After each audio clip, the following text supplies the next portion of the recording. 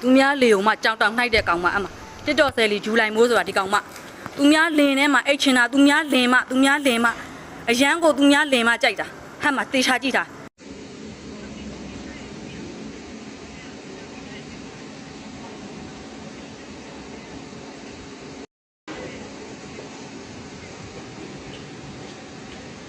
ဒီကနေ့တကယ်ချင်းတို့ကျွန်တော်တင်ဆက်ပေးခြင်းတဲ့ဗီဒီယိုလေးကတော့အိမ်နောက်ဖောက်ပြန်တဲ့ဗီဒီယိုလေးပဲဗျဒီအကိုကပေါ့နော်သူ့စီမှာမိမလည်းရှိတယ်တာသမီလည်းရှိတာကိုနောက်တစ်ယောက်နဲ့ပေါ့နော်အငယ်အနှောင်းနဲ့တဲခုခန်းမှာမိတာဗျမယားကြီးကသွားပြီးတော့တဲခုခန်းဒီလိုက်ပြီးတော့အဆက်ခွဲတာဗျနော်အဲ့ဖောက်ပြန်တဲ့မရင်ငယ်မကိုလည်းတဲခုခန်းရှေ့မှာဒါအများသူငါတိအောင်အော်ကြီးဟစ်ကျဗီဒီယိုလေးရိုက်ပြီးတော့ဒါပြောဆိုလုပ်ပလိုက်တာဖောက်ပြန်တဲ့ကောင်ကိုနော်သူ့ယောက်ျားကိုလည်းလူအများသူငါရှေ့မှာအဲ့ဟိုတယ်ရှေ့မှာတင်ပါရိုက်တာဗျတော်တော်ကြီးကိုအားရစရာကြီးပဲပွဲရဘလောက်တောင်ကြမ်းလဲမယားကြီးကဘလောက်တောင်ကြမ်းလဲဆိုတာကိုတော့ဒီဗီဒီယိုလေးကိုသာစောင့်လိုက်ကြည့်ပြီးတော့ဗျာနော်သူများလေုံမှကြောင်တောင်နှိုက်တဲ့ကောင်မအမတစ်တော်ဆယ်လီဂျူလိုက်မိုးဆိုတာဒီကောင်မသူများလင်ထဲမှာအိတ်ချင်တာသူများလင်မှအရန်ကိုသူများလင်မှကြိုက်တာဟဲ့မှာတေချာကြည့်တာဒိုင်းမော်တင်မှာသူများလင်အိုးဗါတဲ့ကျွန်တော်ရှမ်းလေးသည်မေဂျူလိုက်မိုးအပေါ်တစ္ဆာဖောက်ပြက်ပြီးတခြားတယောက်ကိုချစ်ခဲ့ပါကအနုပညာလောက၌ကြာရှုံးပြီးအသေးစိုးနဲ့လူမုန်းများပါသေးတာတစ္ဆာတွေအမှန်ကန်လိုက်တာအနုပညာလောကမှာကြာရှုံးပြီးတော့လူမုန်းတော်များနေပြီနော်ခုနဗါတဲ့အသေးစိုးနဲ့အဲ့တခုပဲကြံတော့တယ်ဆူတောင်းပြေတော့မယ်တစ္ဆာတွေကမှန်ကန်လိုက်တာကြီးမားလိုက်တဲ့တစ္ဆာတွေကသေစိုးပဲကြံတော့တယ်နော်အနုပညာလောကမှာတော့ကြာရှုံးပြီးလူမုန်းများနေပြီโอเคဆူတောင်းပြေသွားပြီโอเคတစ္ဆာတွေကမှန်ကန်လိုက်တာကြီးမားလိုက်တဲ့မြစ်တာ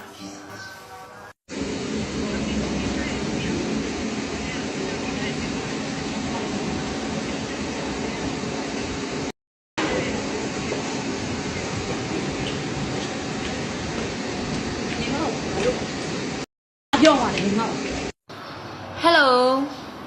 လိုင်းမော်ပါဖောက်ပြန်သွားတဲ့ယောက်ျားနဲ့နော်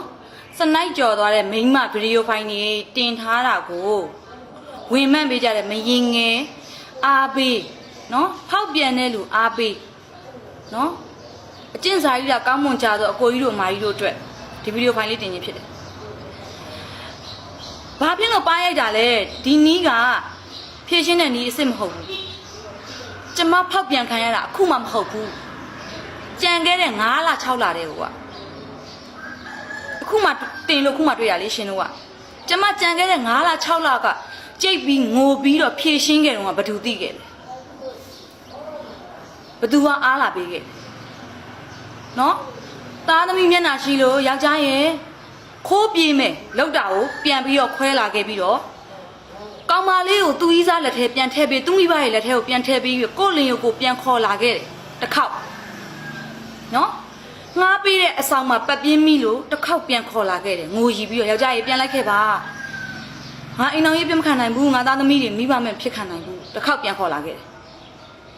အဲ့ဒီနောက်ဒီမှာ1ရက်ကျော်2ရက်ကျော်4ရက်ကျော်5ရက်ကျော်နေတိုင်းသွားတွေ့နေတိုင်းသွားအိတ်တယ်ကျမအကြိမ်တိုင်းသိတယ်ကျမမပြတ်နိုင်လို့ကျမသားသမီးတွေမျက်နှာငဲ့လို့ဘာမှမပြောခဲ့ဘူးချစ်မြဲချစ်ပေးတယ်ထမင်းပွဲဆိုရှေ့ရောက်အဝတ်စားဆိုမိဘူးထိုးပြီးမှအိတ်ချင်တဲ့အချိန်မှအိတ်တယ်ထားချင်တဲ့အချိန်မှထားရတယ်အလုပ်ဆိုကိုပိုင်အလုပ်ဆိုတော့ကိုလုပ်ချင်တဲ့အချိန်မှလုပ်တယ်တချင်တီးရလို့ခါလို့ကျမဘယင်လိုထားတာကျမယောက်ျားကိုဒါပေမဲ့ तू ကအဲ့လိုမပြောဘူးလေနော်ချီးစားခြင်းနဲ့ခွေးရတော့ချီးတွင်းနဲ့ခုန်ချမှာအဲ့တော့ကျမလည်းမတတ်နိုင်ဘူးဒီလိုဇရိုက်ရှိလို့ဒီလိုဖောက်ပြန်တာတွေပါတော့အိမ်ကိုလာကြည့်လိုက်ကျမထန်းတမင်မျိုးနဲ့ဒိတ်ကုန်းမှတ်တိုင်မှာနေတယ်နော်အော်ကောင်မလေးလက်တပတ်တာလေးမရင်ငယ်မလေးတနာနေကြရမလားနော်ဂိတ်ဟောင်းကျုံစုကျေးရော်မှာနေတယ်မေဂျူလိုက်မိုးတဲ့သွားစုံစမ်းရင်ဘာသာရိတာလဲဘလို့ဆိုတာနော်ပညာသင်ပေးထမင်းကျွေးပြီးငါလင်ရိုစနိုက်ကြော်ရတယ်ငါလင်ဆိုတဲ့နွားကလည်းအဲ့ဒီမရင်ငယ်မဖြစ်နေပြီးတော့လိုက်သွားတယ်ငါပါလေးတစ်ချက်နှစ်ချက်ရိုက်တာကိုနင်တို့မြင်နေနော်ငါ့ကိုခေါင်းပြက်မှာတော့သိမှမကြောက်လို့သိမှလည်းကြောက်စရာအကြောင်းမရှိဘူးဘဝသိနေခဲ့တာကြံခဲ့တဲ့9လ6လတဲ့ဖောက်ပြန်ခံရပြီးတော့ငါလိုမျိုးဖောက်ပြန်ခံရရင်နင်တို့ထိုင်ကြည့်နေနိုင်တာမရိုက်ဖဲနဲ့ အကျဉ်းချင်းခါဖောက်ပြန်ထိုင်ကြည့်ပြီးတော့မလောက်ပါနဲ့ဆိုပြီးတော့ချော့ပြီးပြန်ခေါ်သွားမှာအဲ့လိုလူမျိုးရှိရင်ရှေ့ထွက်လာခဲ့ပါကျမထိုင်ရှိခိုးခြင်းလို့ပါကျမဆယ်ချိန်မကခွင့်လို့ပြီးသွားတယ်ဖြူဆိုတဲ့အကောက်ကလေးကနော်အမဝင်မှန်းထားတာကိုမိန်းကလေးချင်းမရှင်နိုင်လို့အမကအောက်ဖက်လန်နေဆိုတော့အမစိတ်ကအောက်တန်းကြတယ်ဆိုလို့အမကပြန်ပြီးတော့ညီမလေးကိုပြောပြလိုက်မယ်နော်အဲ့ဒီဇူလိုင်မိုးဆိုတဲ့မိန်းကလေးကအမအိမ်မှာပညာလာသင်အမကိုယ်တိုင်သင်ပေးတဲ့ပညာအမစင်တဲ့အဝိအမကျွေးတဲ့ထမင်းနဲ့အမလင်ကိုကြောင်တောင်နှိုက်သွားတာပါညီမလေးတို့ရေစုံစမ်းကြည့်လိုက်ပါတကယ်လို့စုံစမ်းလို့မရဘူးအမောင်ဖုံးနေရဆိုရင်ညီမလေးတို့လည်းအဲ့လိုမျိုးသူများလင်ကြောင်တောင်နှိုက်တဲ့လူအချင်းချင်းအတူတူပဲနေလိမ့်မယ်နော်အမဓာရီတင်ရတာကတင်ကျင်လို့တင်ရတာမဟုတ်ဘူးအမလင်ကိုတစ်ခါပတ်ပြင်းမိတယ်နှစ်ခါပတ်ပြင်းမိတယ်သုံးခါပတ်ပြင်းမိတယ်အမတောင်းမှန်တယ်မရင်ငယ်နဲ့မရေကြီးတောင်းမှန်တယ်ဆိုတာကြားဘူးလားညီမလေးတို့အမသားသမီးလေးတွေဖေအေမဲဖြစ်မှာဆိုလို့အမတောင်းမှန်တယ်အမကိုဘာပြောတယ်မှတ်တော့အဲ့ဒီစာတွေပါတင်ပေးအောင်မယ်ကျမတို့ကဘာမှမပတ်သက်တော့ဘူးတဲ့လာပြီးတော့မပြောနဲ့တဲ့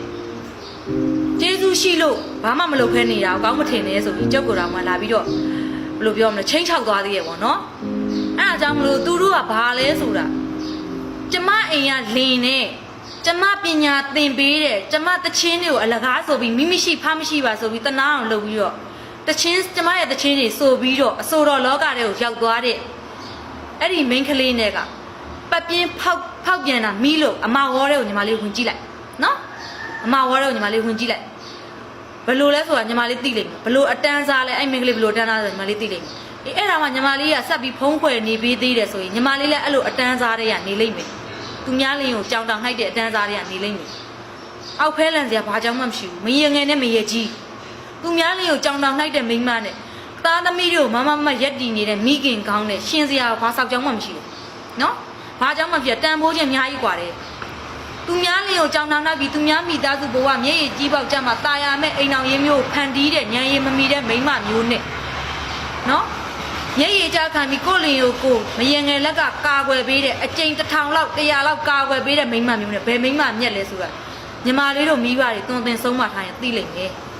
တွင်တင်ဆုံးမမှုမရှိဘူးသူများတွေကိုပဲဒီလိုလိုက်ကြောင်တောင်နှိုက်တယ်ဆိုလို့ရှိရင်တော့ညီမလေးပြောတဲ့စကားတွေမှန်မှာပေါ့အမောင်ဖုံးနေတာပေါ့